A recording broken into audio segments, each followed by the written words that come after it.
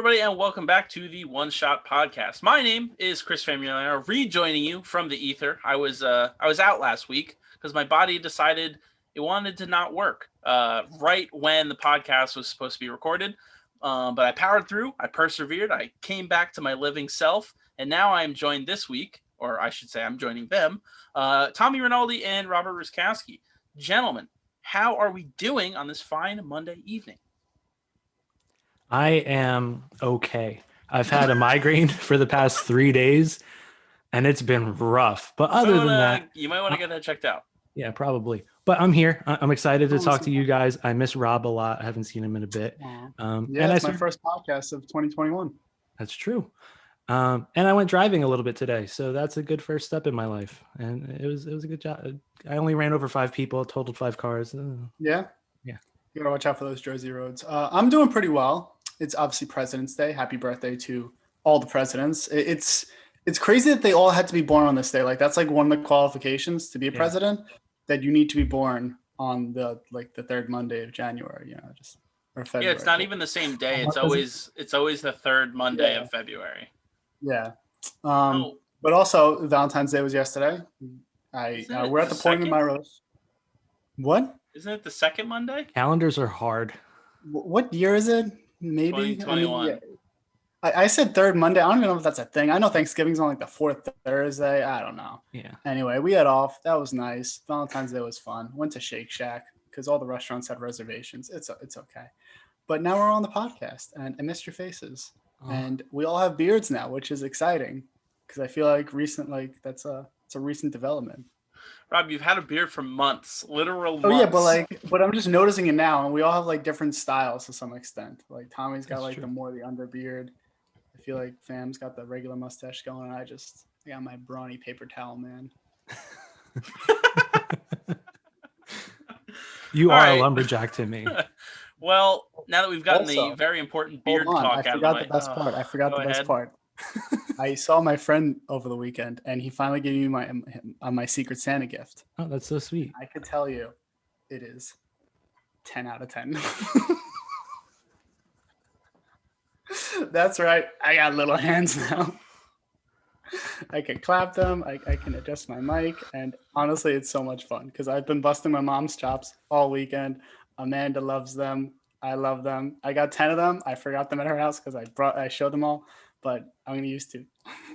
Perfect. Oh, my God. Welcome to the show, guys. Good God. How are you, fam? I'm doing really well. I'm not dying anymore. I thought there was a slight fear deep within me when I was laying in bed last week around this time, and I had uncontrollable chills and muscle pain and a throbbing headache that I was like, I might have corona. I might be dying. But I was constantly checking my smell and my taste. I never lost either of those. I thought you were just like sniffing your armpits or something. No, I was not doing that. I was tasting like fruit, and I was trying to make sure that I wasn't losing any of the clear stuff you lose during COVID. I don't have coronavirus. I'm safe. I'm all good. I'm super healthy. I did. Oh wow. Yeah, I went to an urgent care. I got tested. All good. Cool. But yeah, I'm all good now, and I've had a pretty busy week. Been doing stuff for video editing and my streaming, and I stream today. Monday. I'll be streaming Monday, but no, I won't be streaming when this episode comes out because I'll be working. But I'll stream the day after. I wish that I could. Streaming is an incredible amount of fun. I always have a good time when I do it. And the videos that are going to come from it are really good. I'm excited for it. But that's not really why we're here. We're not here to talk about me. But we do have some channel stuff to talk about before we get into the nitty gritty of the podcast. First, we'd like to give a shout out to Tommy, Ivana, and Jill for absolutely handling the episode last week when I was not here. You guys did a phenomenal job. As always, it was a lot of fun. I love that you guys used the rundown that I wrote and then I wasn't there for. I'm glad that it transitioned well. There's no way I was making up new things. Yeah, so I'm glad that you guys were able to use it. It was a very funny show. I thought you guys were super entertaining. Thank you. Also, we need to give a shout out to our own Valentino Petrarca. He came out with his first episode of his show that he came up with. It's called Set the Record. That is correct. And we are killing it on views already. Really well edited by Val, really well conducted by Val as well. They have really good chemistry together. If you haven't watched it already, please check it out. He does a really good job. Yeah, as always. I mean, Val's a stellar interviewer, as always. What are you saying? I said we're getting a lot of views because of Valentine's Day being yesterday. Yeah. Get it? Because it's Val. Valentino. Valentine's. That's what he was named after, even though it's not his real name. Val's. Also, before we move on, we're at 76 subscribers. Thank you so much for getting us to 75. The next goal is 100 by March 13th. Help us get us there. I got to make 24 more accounts. That works too. Oh, God. All right. What'll happen first? Will we get to 100 or will Rob just make enough accounts where his computer breaks? Find out next time. But there's a couple of things going on around in the United States. The weather is bonkers right now. It's pretty cold all over the place. We've had like a consistent what feels like 3 weeks now of will it snow, will it not snow? Who knows? Maybe it'll be freezing rain. Maybe it'll be slush. It might not do anything. It might just be freezing cold and everything's frozen and you can't go anywhere. But that's pretty normal for the Northeast and some of the Northern and the Midwest. But we're seeing snow in some of the weirdest places in the United States. Today, on the day that we are recording this, Monday, the 15th, there is a blizzard going through the state of Texas right now that I think is unprecedented, and none of them know what to do. I think 2.5 million people lost power too, like 3 million across the country, like 2.5 in Texas. And I'm not sure if you guys saw like the really bad like 100-car pileup that happened. Yeah, that stuff makes me hurt. It's crazy what's going on. And I mean, obviously, like you said, in the Northeast, we're kind of used to it, but of course, across the country there, it's kind of like a whole new experience for them. Yeah. So not only do we still have the effects of the pandemic going on, you would hope to think that since we are still in the pandemic and a lot of places are still working from home, maybe that would have lessened the amount of people that would have been on the roads in a blizzard. I know, Rob, you have the pleasure of working from home, and Tommy, so do you. I do not. I still have to go into work and actually do that. But, it sucks driving in the snow. I've had multiple times just in the last 2 weeks where I'm driving home at like 1:30 in the morning and the roads have not been treated. And there's just a whole lane covered in snow and it's just blizzarding. Good times. It's horrible driving in the snow, especially at night when there's just people who don't know how to go around like plow trucks and salt trucks. And then there's salt trucks that are just taking up 3 lane or 2.5 lanes because they're like, I'm going to drive in the middle of the road. The worst is driving by them because you're just like hit with the salt like on your car. It sounds like a little like BB gun. And you're just like, my paint job. Oh yeah, it's always the it's the Jack Sparrow meme where he's like, stop putting holes in my ship. Because it's just close range because you either go to the left or the right, but it just sprays on both sides. So yeah, and you're just getting pelted. Not fun. It's really bad too when I keep the windows wide open. I don't know why. I don't drive, so I just run by it and hope for the best.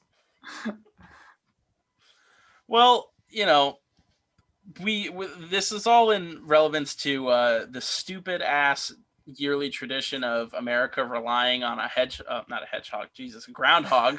Get it right. You put some respect on Chuck's Sonic name. is our king. Happy 1 year anniversary to Sonic the movie coming out. I mean, let's go. It's been out that was a year ago. Yeah. It's going to be in the Oscars, man. It's the only movie that came out, so it's by default a sweep. It sweeps everything. All right. Well, Rob, I would like to just jump right into our hypothetical questions that I very dearly enjoy as being the host of this podcast. So I know that you are or were a fan of wrestling, like the WWE and stuff like that. And I still follow along a little bit, but as a kid, I was a big guy. I had a huge ring, John Cena fan, So the one thing that I find super interesting about WWE, while it is considered like a mainstream sport and there's a lot of fans of it, it also has storylines that are created and while the wrestlers are serious athletes, they're also referred to as actors or people who can kind of act and maintain, I would assume, right? What do you mean? What are you talking about? Am I breaking the true barrier sports here? Entertainment. There is no kayfabe. There's no facade there. There's no fake. Well, I wish I for one was entertained. To the baseline of my question. Yeah. Just keep going. I'll be here all night. If you could pick any other sport, let's focus on mainstream U.S. sports. If you could pick any of the sports in America that you would love to see have a similar storyline setting, which would you pick?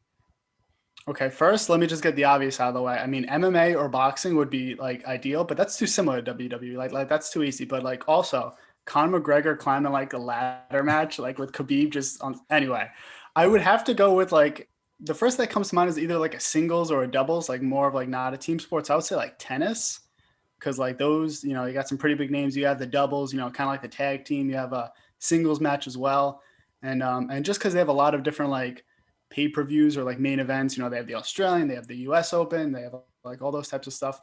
But the other one, which I think would be really interesting, is basketball. Because I don't know about you guys, but whenever I was on a court, whenever I had like a hoop outside my house, you always start announcing it to yourself and you go 5, 4. Yeah. And then you shoot it and then you miss. And then you're like, oh, there's 2 more seconds, like 2 more seconds, gotta hit it. And you take another lap and like you miss and you're like, oh, he's fouled, and you go to the line. So if like those could just go in, like if there could be like a storyline where it just automatically goes in. Also the Harlem Globetrotters. I mean, I went as a kid.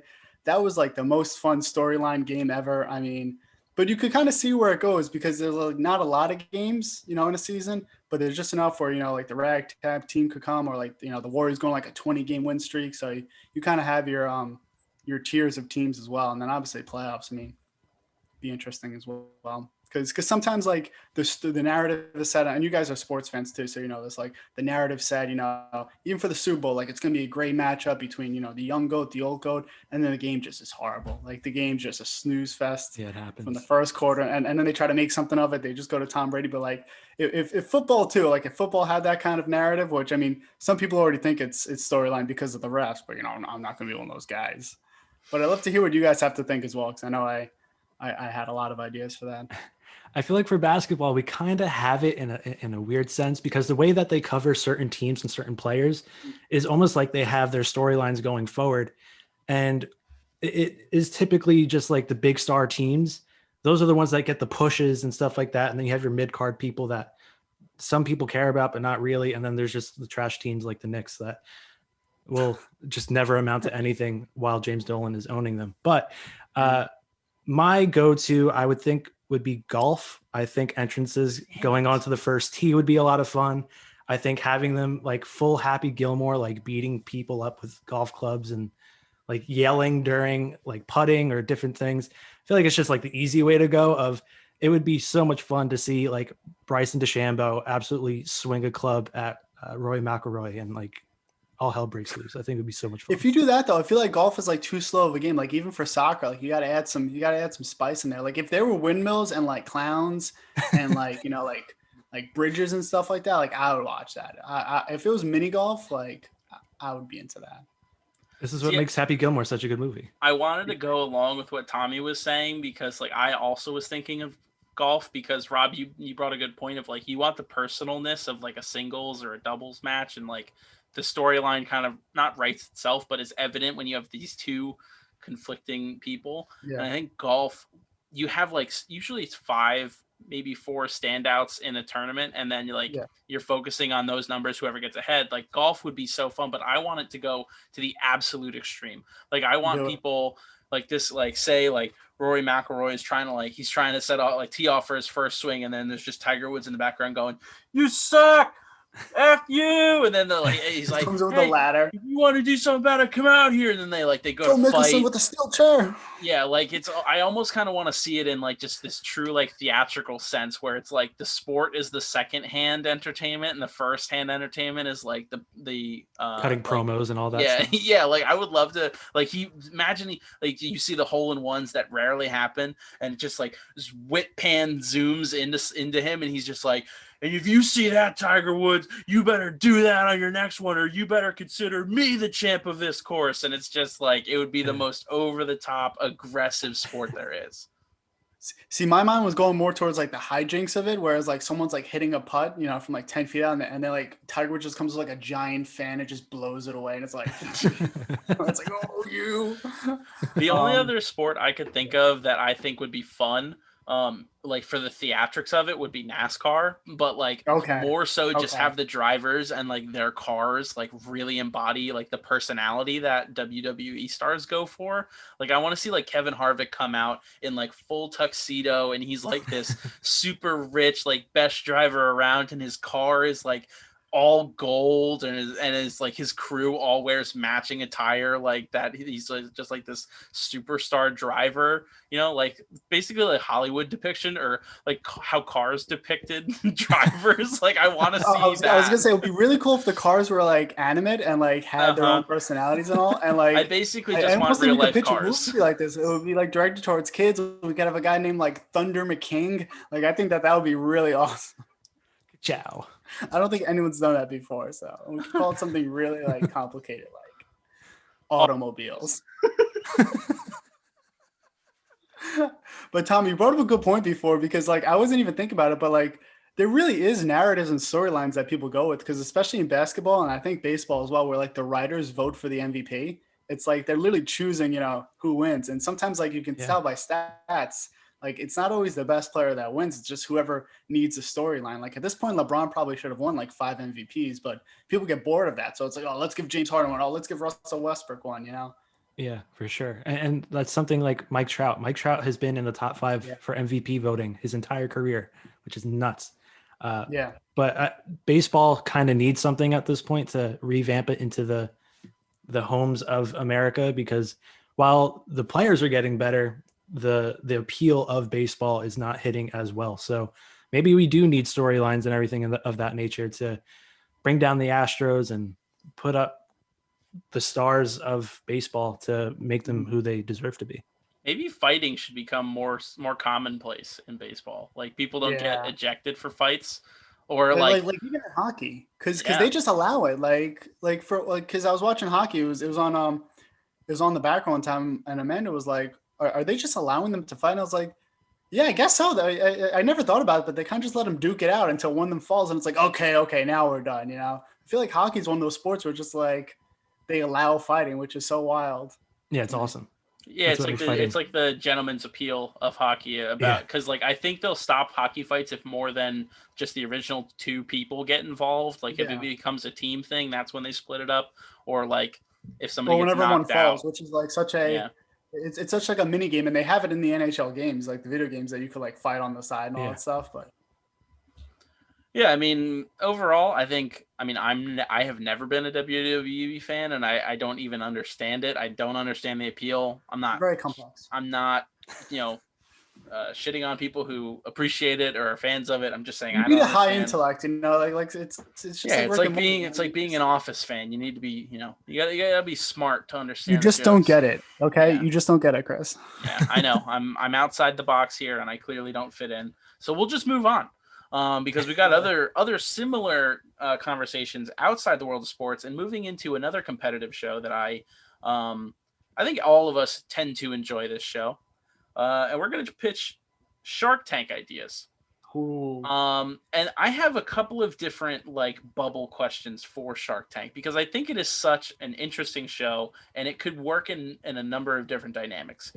But the first one, if you were on Shark Tank, which you're going in, whatever idea you have, which shark are you aiming to work with at the end of your pitch?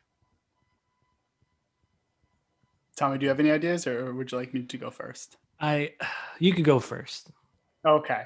So first off, I have a little bit of a personal story.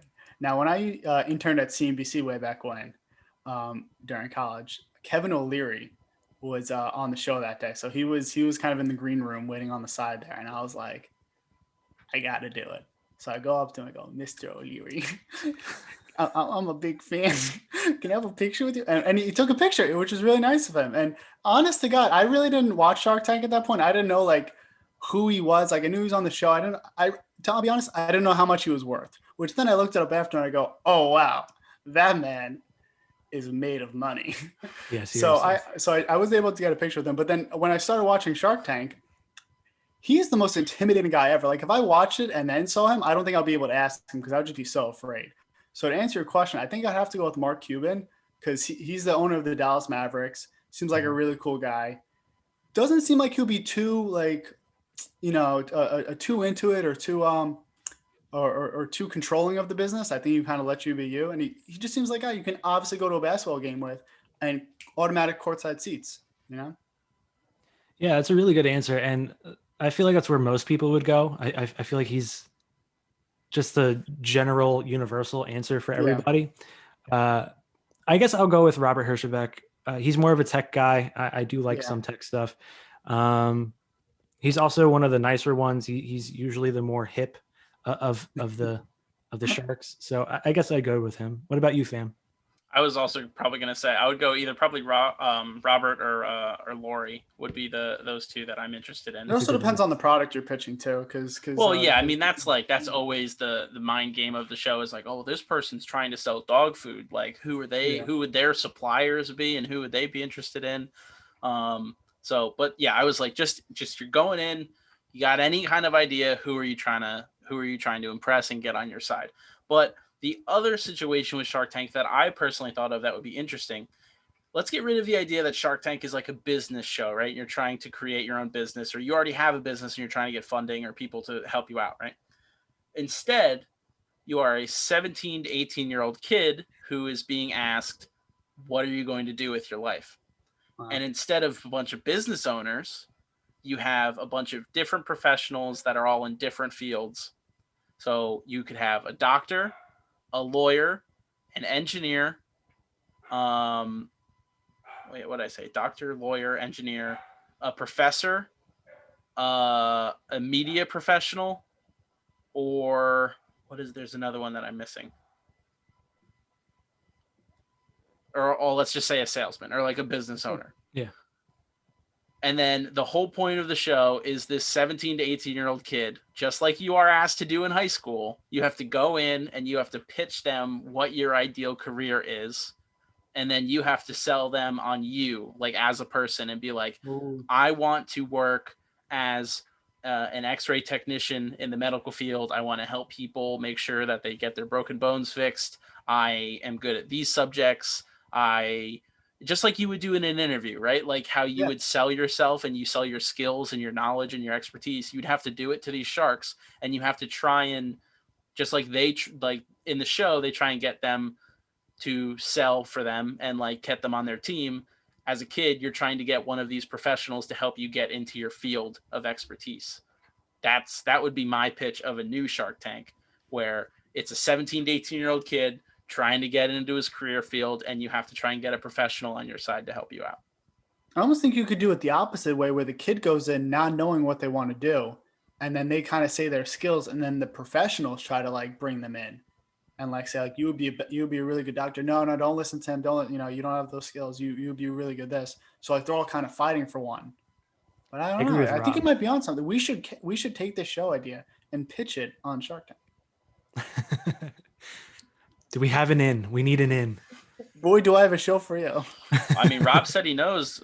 It'll be the quickest 5-person, and for that reason, I'm out ever. I'm out. I'm lazy. I don't like reading or writing. I don't like to do anything. Let's do it. I'm out. And for that reason. No, I do think that's a really good idea. I think the way Rob said it, I think would be a little bit more smooth of like, all right, these professionals have to try to win over this kid, because it's like, yeah, but then that's not Shark Tank. Enough. I mean, the kid is kind of the show. It's the Shark Tank. It's a new show. We just made the show up. It's called. Yeah, that's true. No, but like the whole idea is like, because like you could say that then for a business owner, be like the business owner's like, I have these are my benefits, right? These are the things I'm good at and that I sell. And then you're asking these sharks who are proven like multi-millionaire moguls that don't need to work with this person. Like you're asking them to prove themselves to them. Like they're going to immediately say like, I have nothing to prove to you. Like it's the same thing that a bunch of professionals say. But they're trying to benefit from it too, because the sharks are trying to make money off the investment, because they're trying to team up with you, So the professionals are going to try to team up too, because maybe there's something in it for them. They get a commission for every employee they're able to get, I don't know. I think it's more so like a better understanding of what 18-year-old kids are asked to do every single year before they go into college or a trade school or community college. When it's like, all right, you have to make this decision on where you're going to go, where you're going to debt yourself to, just so you get the chance of getting a job that may or may not help you pay your student loans once you're out of school. Like instead, you go, tell me what you're good at right now. And obviously everybody changes through the time that they are in college, because those are super fundamental years. But now it's, I am a doctor. I have 25 years in the medical field. I went to here for school. I have these connections. I can help you if you want to learn this, or I'm a professor in education, blah, blah, blah, blah, blah. It's like, it's all about the kid trying to sell themselves as a good work ethic and a capable young professional that would then get the help from the veterans in the field. I think 17-year-old me would just be quaking in my boots, stepping into like that situation, being like, all right. 23-year-old you would be quaking in your boots. Talking to not people? As much. But talking to people in person, making eye contact with multiple. We just send teenagers to go order food by themselves to go into various social interactions. Make me try to order a pizza. It doesn't happen. It doesn't work. It never will. They have to call up to make their own dentist appointment. Oh God! Will they tune in next week? I can't stand. Like that's the one thing I hate about being an adult, is having to make appointments for things. It's just the worst. Just hire a secretary. Like, I know what I want to do today and how I feel today. Why do I have to know how I'm going to be on Thursday and if I want to go and get a haircut that day? It's crazy. Listen, this is what adulting is, and that's why it's awful. Stupid. That's what it is. It's worst deal ever. Worst. And this is why we're all staying home until we're 30. Well, let's hold off on that now. Whoa. That's me. Pump the brakes there, Tommy. That's why we're all living in our mom's basement, right, guys? That's why we all took this oath. Right, guys? We all did it, right? This is why you guys signed on to One Shot, right? Yeah, it's just a blood pact for us to not be professionals on our own until like 35. Yeah. Yeah. Perfect. It's the one-shot goal, baby. So we have talked a lot about Shark Tank and television shows, but one thing that obviously, because of the time that we all were little young rascals, more so like young teenagers, reality television games were pretty popular on MTV, VH1, even Fox, a lot of the primetime television channels. There were a bunch of different reality TV shows. There were game shows. What were some of your guys' favorites growing up? What was one that you wish you got to be a part of? Tell me everything about any of the reality TV shows you guys were interested in. For including game shows, there was Game Show Network, which had a lot of like the old school stuff, like Match Game 76 and like all that stuff that I used to watch with like my mom and my grandma and stuff like that. But there's also like Lingo and Newlywed Game and there's so many good things out there. I would love to do Jeopardy. I think Match Game would have been a lot of fun because it is pop culture, like references and stuff like that. So I think that would be a lot of fun. But like actual like reality TV, I feel like the only one I would somewhat even closely fit into is the Jersey Shore, just because it is so close. And it you is would like, not fit in on the Jersey Shore. I know. I'd be like the rational Tommy person. Shore? Yeah. I'd be like the rational person that they kick off like an episode or two in, and I'd be fine with that. I feel like you could fit in with Survivor or something of the sorts. Or I would love to see Tommy on. I would love to see Tommy. Oh my God, Tommy on The Bachelor. Tommy fighting over 20. It. I mean, it's just like you should call that Tuesday for him. I mean, no, Tommy. I would love to see. I would love to see Tommy on The Bachelor because he would just try and devote all of his attention to every single woman that was on the show. And then the first time he had to tell someone to go home, it would just break his heart. Like I would cry every night. Like, it's not even like The Bachelor is about women trying to win over the man, but Tommy would spend all of the filming trying to win over every single woman. And every time you have to send one home, he's just like, well, I mean, and he starts sobbing, and he can't give a rose to anybody. I'm just ugly crying the entire time. Equal amount of roses. Yeah, he's like everyone like a rose every week, and it's a finale, and there's just 20 people. He just keeps pushing off to sending people home. I cut one rose down the middle so I could give out 2 halves. Oh God.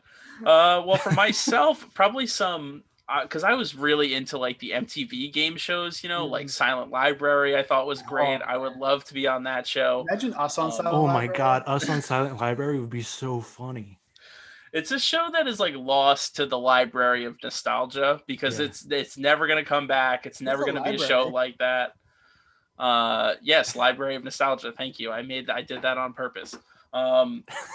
But there was another show that I remember. I thought it was on MTV, but I researched it earlier, and it was on Fox apparently. But it was this show called Solitary, as in solitary confinement, where they had like I think 15 contestants, and each person was stuck in a room like solitary confinement, and the only contact they had with the outside world was like an AI voice, and they had to compete in challenges that they would do in their solitary confinement room, and like the winner of each round would get like a nice meal, or they would get like extra pillows or something. And it was just like this ultimate like character the prison experiment. yeah. It was basically just like character breaking television. Like it was just meant to break people's wills into like I don't know, doing stupid shit. Big Brother without any charisma or interacting. Yeah. Basically. The grand prize was an extra pudding cup at mealtime. No, I vividly remember this one episode where they had to like do some kind of puzzle activity in their room, and it was very challenging, and nobody was able to do it except for one person, and they only gave that person. And I remember the AI voice was like, "What would you like for your victory reward? A steak dinner or an extra day to sleep and rest?" And it's just like the guy's like, "Oh man, a steak dinner, I haven't had that in a while." And he gets that, and he's like, I had to sacrifice the extra sleep for the steak dinner, so it was worth it. Just like, oh my God. That sounds awful, honestly. I think we would all do well on Big Brother, though. I think that would actually be... I've never watched a single second. I haven't watched a lot of it, but I know some of it. What I was going to say is something completely the other side, because I'm still considering this reality television, Legends of the Hidden Temple. On Nickelodeon. As a child. Yeah, Nickelodeon on Guts. And if you ever did Guts too, or what was that, Gas, I think they called like the channel, where it's a bunch of these like sports things. I was like, I would love to be on that. I don't know how. I had the letter written. I was like, whoever I need to send this to, just let me know. Yeah. But those were awesome. And then I grew up a lot on those MTV shows as well. Like a lot of the dating shows. There was like the Next Bus, and there was like the one with the lie detector. And the one where the parental control. Parental control. Oh my God, parental control. Or what was the one where they got to go into their rooms before they met? Right? Room Raiders. Yeah. I like that one because I had a bunch of like embarrassing stuff in my room. Like I still have like baby pictures and up. And I remember one guy got roasted for having like a baby picture up, and I was like, I don't know about that one. Yeah. But there was one show too. It was Beauty and the Geek, I think it is. They pair like a bunch of these like models with like these nerds. And I was like, that's my show. That's me, guys. I'm the geek. But I completely forgot. Oh, so the one show that I would probably choose, I don't know if this is a cop out or not, but Pimp My Ride, because I think make the Robmobile even better. Upgrades. There was one episode they put like boombox speakers and like a movie project, like one of those inflatable movie projectors in the trunk, and I was like, I still want that. And I'd always tell my mechanic that when I get an oil change, and the guy's like, get the hell out of here. No, we're not putting a projector. Definitely not on Staten Island. I love all the memes from Pimp My Ride. It's always the head mechanic, and he's like, I've seen a couple recently. She told us she liked popcorn, so we put 8,000 popcorn machines in the back of her car. Or it's that show is great. Oh, she liked animals, so we put a cheetah in the trunk. And it was just Exhibit. Like, why was he the host? Obviously, he was the hottest rapper of that time. Who was even the host? Exhibit. He was in 8 Mile, you know. Oh, of course. 8 Mile's about him, actually. The intro's like, you know him from 8 Mile, and I was like, Eminem's gonna host. Oh man. I do miss a lot of those shows. As much as I don't really like reality TV, it is a lot of like just really dumb fun that I mean, I do miss. everybody shits on that era of MTV because they're like, why don't they show music videos anymore? What happened to the music and MTV? But like, you're gonna tell me you didn't enjoy watching Cribs? I watched like a 3-minute clip of Cribs.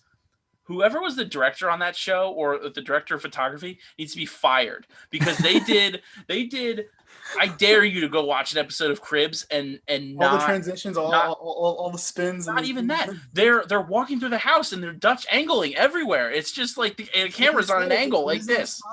Like imagine if our frames were just all at 67-degree angles. It's weird because you look at movies from like 70s, 80s, and like obviously they're from that era just because the quality of it or whatever. But mid 2000s movies cannot be mistaken because between the transitions, the slow motion, and like and just like all the Dutch angles, like I was watching Holes for the first time in a while, and like the amount of like unnecessary slow motion shots in that film, where like something goes in the air and it's like all blurred. It's like. I love that movie. I don't want to dig anymore, Grandpa. Well, that's too damn bad.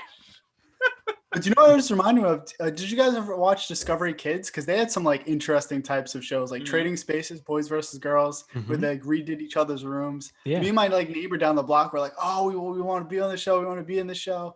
And there was one, I think, where they there was a bunch with the animals. Obviously, I think there was what was that beetle? Bug juice or something like that. They put them all like in a camp with like cold showers. It was kind of like a kid version of Survivor.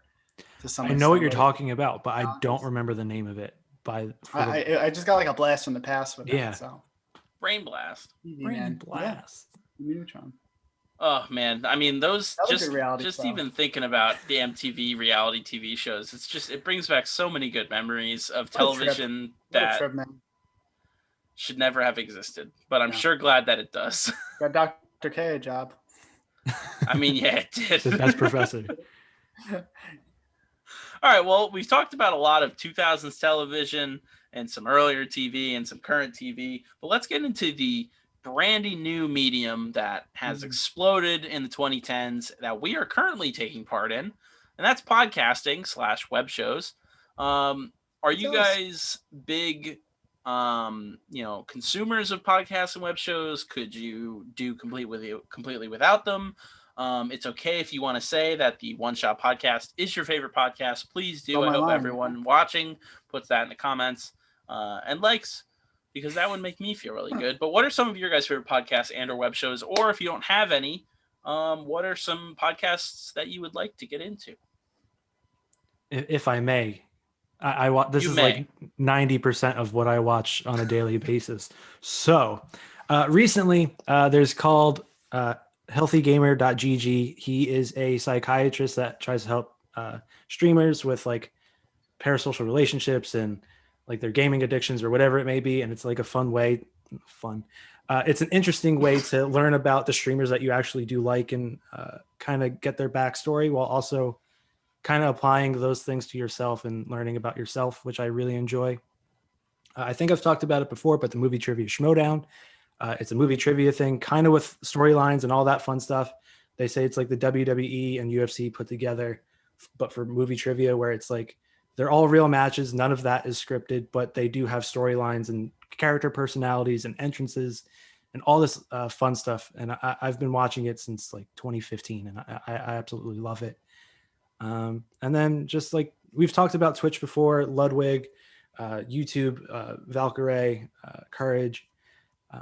It's kind of all I've been watching recently. I've been watching GeoWizard. There's this game on the computer called GeoGuessr where they give you a frame on Google Maps and you have to guess where it is. There's different modes. So like there's some modes where like you can't move the picture at all or like zoom in to see what else is around you. And it's impossible, but this guy GeoWizard is a wizard at it. He's become very good over the year. He's been doing it, and it's so much fun to watch. What about you? Are there any podcasts or web shows that you're into? Yeah, I got to be honest. There's not a lot because even pre-pandemic, I was whenever I would commute to work or my internship, I would usually like try to do audiobooks or music.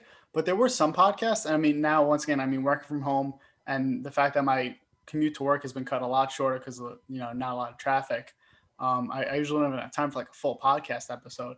But before that, I A guilty pleasure of mine is actually some of the Barstool podcasts. They have the Short Porch, which is for the Yankees. I mean, also John Boy, he's not affiliated with Barstool, but just, especially with the Yankees offseason, heating up again and the season coming back, I've been watching or listening to some of the sports ones and just Barstool in general. They have some entertaining ones. I mean, I'm not like religious to any one of them, but I have dabbled and I have even listened to a Call Her Daddy podcast, which, I mean, it speaks for itself. But besides that, nothing else. But really, One Shot Entertainment is like it's my one true it's my one true podcast. I've searched far and wide, but why go anywhere else? Thank you so much.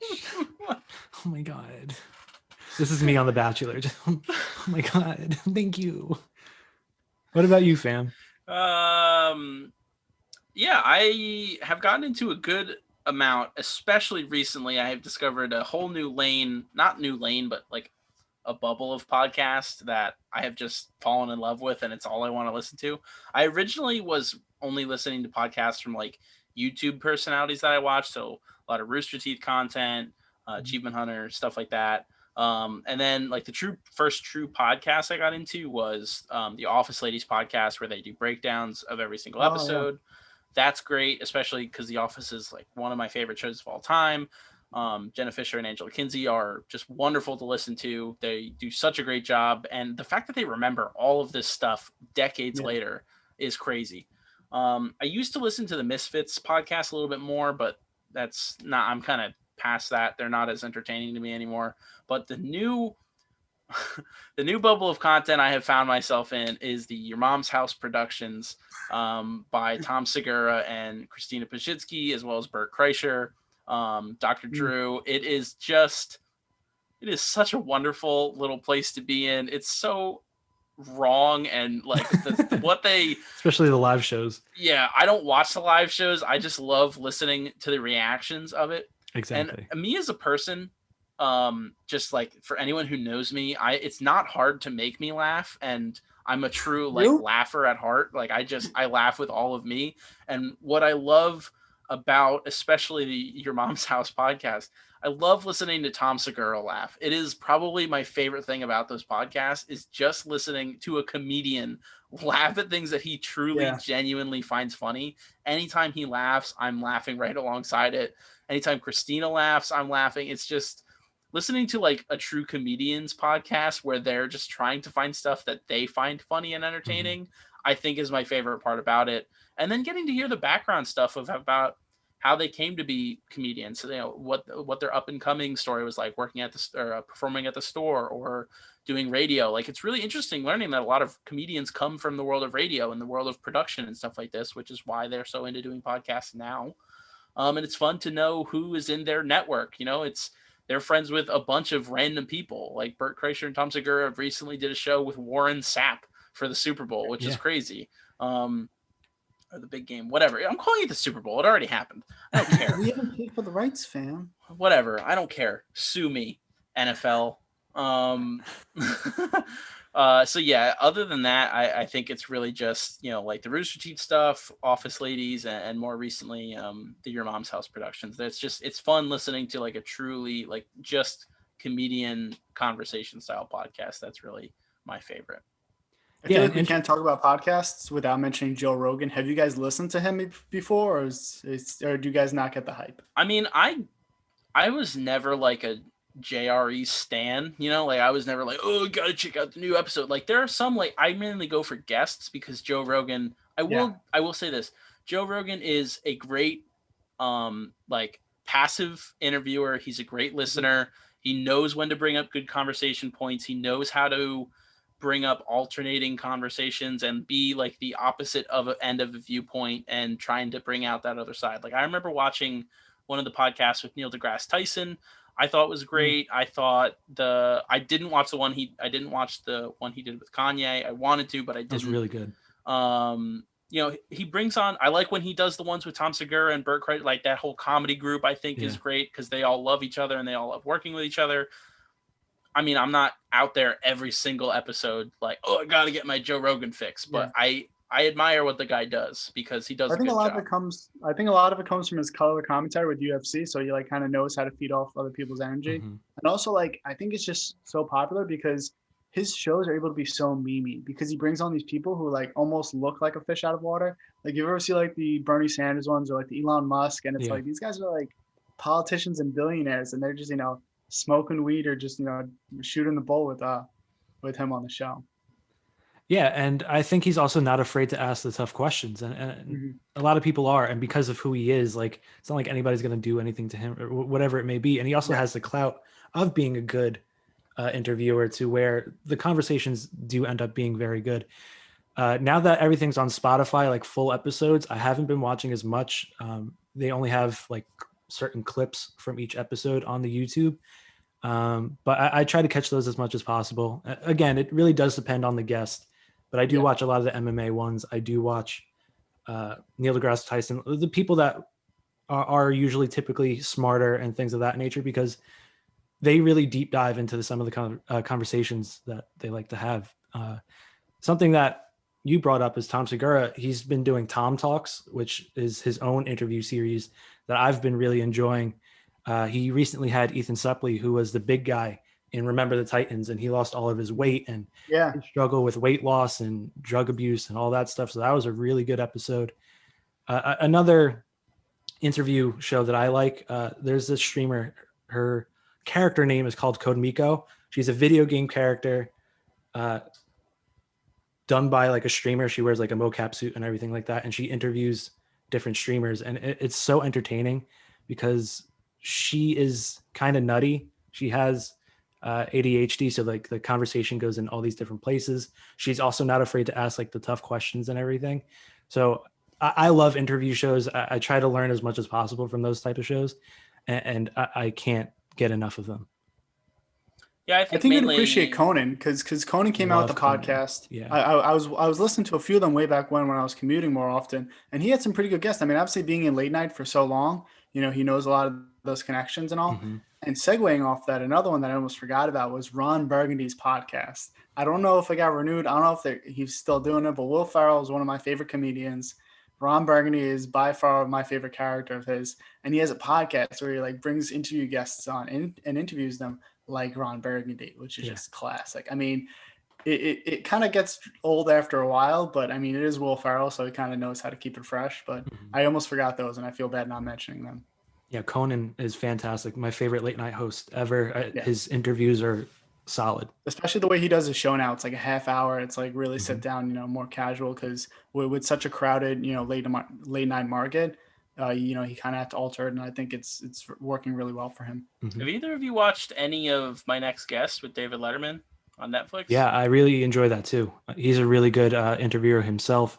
It definitely depends on the person being interviewed. The Kanye one's really good. There's a few others that I can't really remember off the top of my head, but I have watched most of that series. I've only seen clips, but what that reminds me of as well is Between Two Ferns with Zach Galifianakis, which is that and the movie. I wish there was more episodes of that.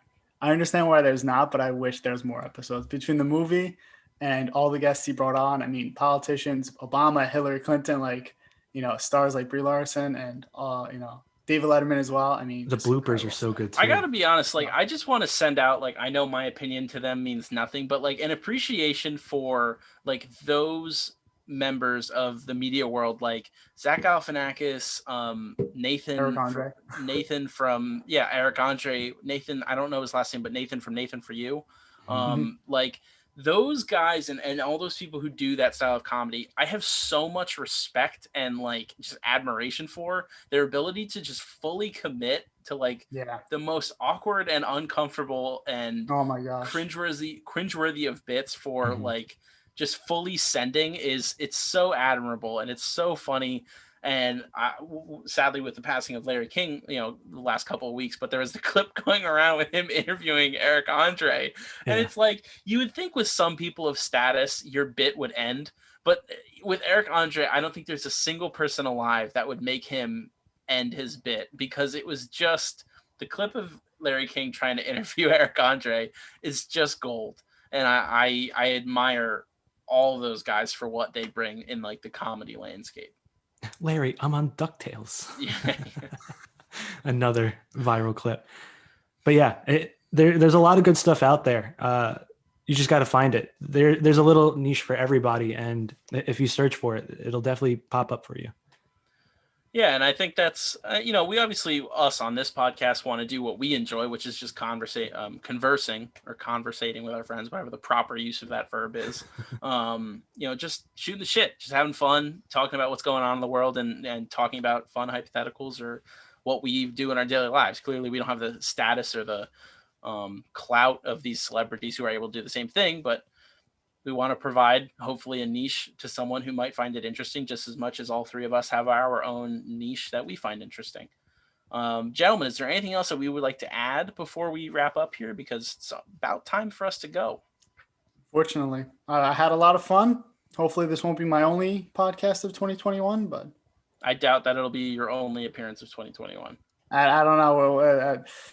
There's some contract negotiations going around, the One Shot podcast checks. I don't know. They're not coming in lately. I'm kidding. I wish they would. So if you've been looking for one shot checks, I've been looking for months. I haven't seen any. Maybe one day, but it's been so good to talk to you guys. It's been a while. I hope we get to see each other soon, whether it's this again or in person, as safe as possible. Just having a good time with all of our friends. And thank you guys for watching. Yeah, of course. And thank you, gentlemen, for coming on. Remember to go check out Set the Record, right? That's the name of the show. Yep. Set the Record with Val. Did a wonderful interview. Go check out that. Go check out any of the other One Shot productions. Make sure to subscribe if you have not. Comment down below if you have anything that you want to add that we talked about today or any of your favorite podcasts or web shows. Thank you so much for watching. Make sure to like if you liked it, dislike if you didn't like it, and have a great rest of your day. And we'll see you in the next one. Bye.